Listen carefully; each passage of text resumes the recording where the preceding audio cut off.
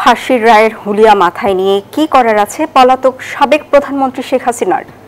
আইনজীবীরা বলছেন তার সামনে একটি পথই খোলা, 1 মাসের মধ্যে দেশে ফিরে আদালতে আত্মসমর্পণ এবং ট্রাইব্যুনালের রায়ের বিরুদ্ধে আপিল করা।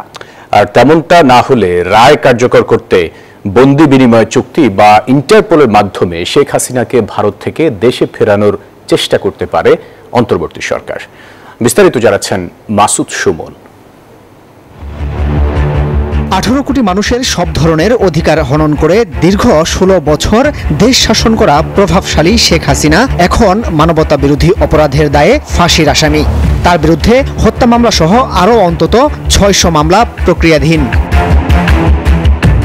ঠিক এমন পরিস্থিতিতে কি করতে পারবেন মৃত্যুদণ্ডপ্রাপ্ত আসামি শেখ হাসিনা?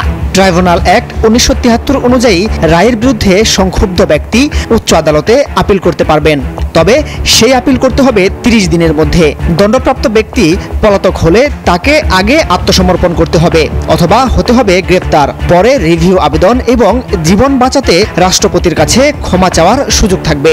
আপিল করার শর্তে উনি এসে তখন ওনার লয়ার নিয়োগ দিয়ে লয়ারের মাধ্যমে উনি এই সেন্টেন্সের বিরুদ্ধে অ্যাপিলেট ডিভিশনে আপিল করতে পারবেন। খারিজ হয়ে গেলে আমাদের প্রেসিডেন্টের কাছে মার্সির আর্টিকেল 49, বাট সেক্ষেত্রে একটু দূরও হবে, কারণ এই সংস্কার কমিশন ওখানে বলেছে আর্টিকেল 49-এ কাউকে ক্ষমা করতে হলে ভিকটিমের সাথে আলোচনা করতে হবে, তাহলে দূরও হবে। এই কারণে 1400 ভিকটিমের কাছে উনি প্রত্যেকের কাছে যেতে হবে এবং প্রত্যেকের ওপিনিয়ন নিতে হবে, 30,000 পঙ্গু। তবে প্রশ্ন হলো শেখ হাসিনা তেমনটা না করলে রায় বাস্তবায়নে কি করবে সরকার? আইনজীবী ডক্টর কাজী জাহিদ ইকবাল বলেন, 2013 সালের বন্দি প্রত্যর্পণ চুক্তির আওতায় শেখ হাসিনাকে ফেরত চাওয়া যেতে পারে। লিগাল প্রসিডিওর হলো ইন্টারন্যাশনাল ল অনুসারে দুটো রাষ্ট্রের মধ্যে যদি বন্দি বিনিময় চুক্তি থাকে তাহলে সেই বন্দি বিনিময় চুক্তির প্রতি শ্রদ্ধা দেখিয়ে একটা রাষ্ট্র আর একটা রাষ্ট্রকে তার যে অ্যাকিউজড আছে বা কনভিক্ট যিনি আছেন তাকে ফেরত দিয়ে দিতে পারে। বাংলাদেশের সঙ্গে আমি যতদূর জানি ভারতের এই ধরনের এক্সট্রাডিশন চুক্তি আছে এবং সেটার ভিত্তিতে অতীতে আপনার এই ধরনের এক্সট্রাডিশনের ঘটনা ঘটেছে। এছাড়া ইন্টারপোলের মাধ্যমে রেড নোটিশ জারি করেও তাকে ফিরিয়ে আনার উদ্যোগ নেওয়া যেতে পারে।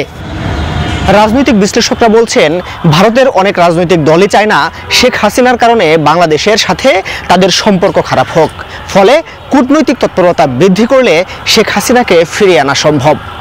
মাসুদ সুমন, নিউজ 24, ঢাকা। বাছাই করা আলু আর স্পাইসি সিজনিং এ প্রাণ পোটাটা চিপস নাকি বিস্কিট খেয়ে বুঝে নাও।